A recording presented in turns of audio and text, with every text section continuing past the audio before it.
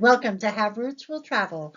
My name is Lisa Elvin Stoltari, and I am a genealogist and a passionate traveler. Over the last year, we've been looking at Les Filles du Roi, the King's Daughters, and we're exploring each and every one of them. Rest assured, we will be doing all of them eventually. Right now, we're going to be featuring number 100. It's almost like I want to have the balloons. I can't believe we've done 100. So with that being said, we're going to get started. But before I proceed, want to make sure that I ask you to subscribe or press on the notifications alert if this is something you'd like to, be kept up to speed on. Also want to let you know, Les Filles, I have on my website, haverootswilltravel.com, I have links to each and every one of the previous 99 that I have done. So have a look at that if you want to catch up. And with that, let's get started. Those of you who are regular viewers know that I have produced a video called Les Filles du Roi, the Program 2.0. Have a look at that to give you the insights and all that you need to know about what the girls went through in order to get to New France. It's on the playlist and also on my website as well. Episode number 100, Marguerite Laverdue. And she is a viewer request. I do not have her in my files, so this was a brand new one to explore. Let's get started and get to know Marguerite. So Marguerite was born in 1646 in Paris, France. Her parents were Martin Laverdue and Jacqueline Lelio. She was born in the third arrondissement of Paris. Those are regular viewers know that Paris has 20 arrondissements. They're called, everything is laid out in a circle. And her particular area is number 3. So you can see it on the map. 1, 2, 3. There she is. It's also known as Temple, and it's situated on the right bank of the River Seine. It's actually the smallest in area after the second arrondissement. And it is, this arrondissement contains the area called Le Marais, which is more of the medieval district. So it's kind of one of the oldest parts, and the oldest surviving private house of Paris, built in 1407, is found in the third arrondissement. It's at 52 Rue de Montmorency, in case you want to know. And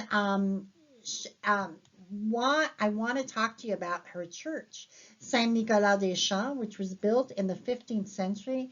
It's located at 254 Rue Saint Martin. The current church, this one, actually was built between 1420 and 1480 and was kind of enlarged in the 16th and 17th centuries, but essentially is the church where Marguerite would have been baptized. So Marguerite's parents, as far as we know, did not pass away. She chose to become a fille du roi, and she embarked on her journey on the ship called Le Saint Jean-Baptiste de Dieppe. She arrived in New France fairly early, June 18, 1665. She brought with her a dowry worth about 200 pounds. So Marie Crépeau was born in 1637 in a place called Saint-Germain-de-Pressay, and it is the region from Le Pays de la Loire, and he is from the department, Le Vendée. His parents were Jean Crépeau and Suzanne Fourmelot. This is a farming community. This is the church where he would have been baptized, which dates from the 12th and 13th century. And let's get to know, Maris. Where did he actually arrived in New France just a year before, 1664. So let's see when they got married. So there is no marriage record like I normally show you. They were married on Ile d'Orléans, and what is remarkable about this couple is that Jean Talon himself signed the contract, and the governor as well. So I don't know the particulars. Maybe they were just in town, but they signed it as well. So we know that the contract was definitely viewed and notarized. October 12th, 1665, they are wed. So the family settled on Ile d'Orléans, and regular viewers know that Ile d'Orléans, we come back to this place so many times. Ile d'Orléans is located in the St. Lawrence River. about 3 miles east of downtown Quebec City. The island was actually one of the very first parts of the province to be colonized by the French, and a large percentage of French Canadians can trace their ancestry to the early residents of this island. The island has been described as the microcosm of traditional Quebec and as the birthplace of Francophones in North America. Officials later changed the name to Ile d'Orléans in honor of the second son of King Francis, who was Henri, the Duke of Orleans. The island was also known as Grande Île, Sainte Marie, Saint Laurent for certain periods in the 17th and 18th centuries. And I tell you this only in case you are researching and you stumble across the names and it doesn't say Ile d'Orléans. Remember that little fact. Early French settlers were attracted to the island because of its fertile soil. In 1661, the first parish of Saint Famille was founded, followed by another 4 parishes in 1679 through 1680. By 1685, there were about 1,200 people living on the island. You can see on the map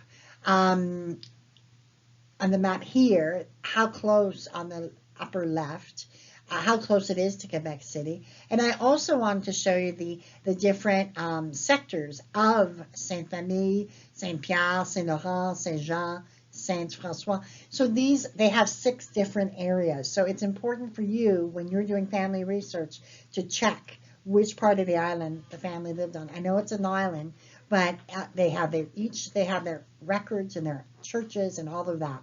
So check that out. The other 2 pictures that I have were given to me by a family friend who visited the island. You can see the lushness. You can see the kind of return to yesteryear. This is a cheese making place.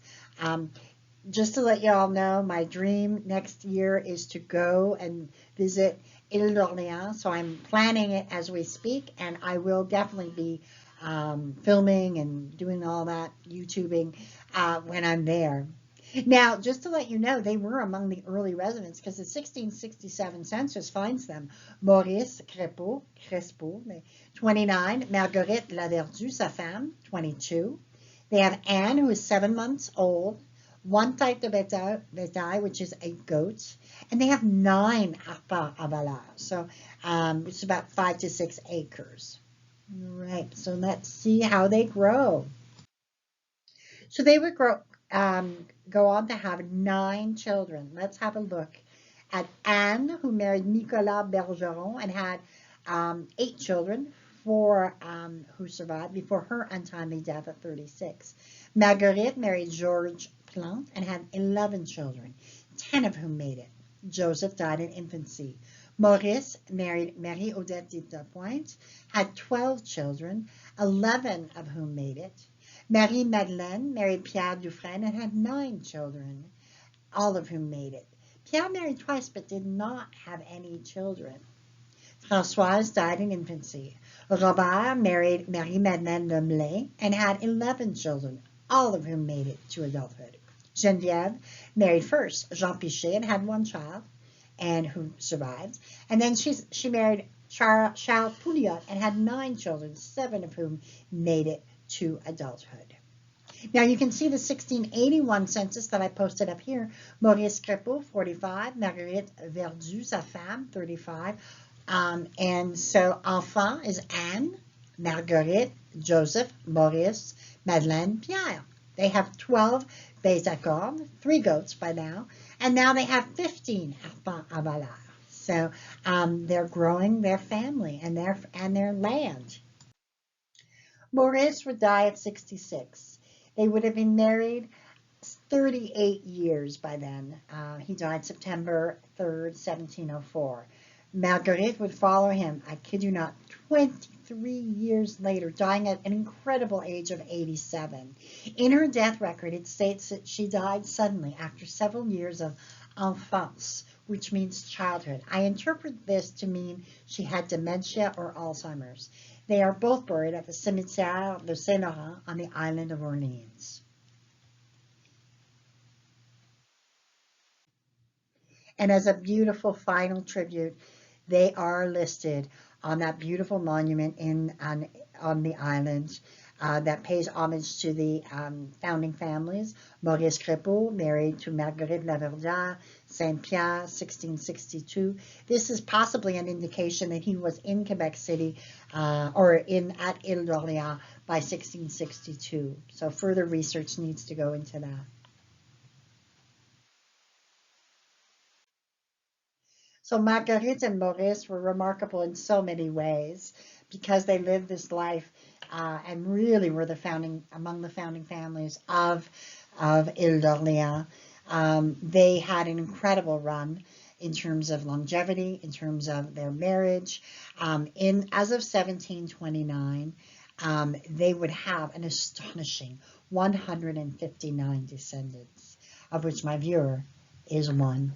And after all these years, I would love to find out who else, because I don't have anybody else in my little circle of founding families. Can't wait to see who is a descendant of this remarkable couple who just, they lived a wonderful life and had children.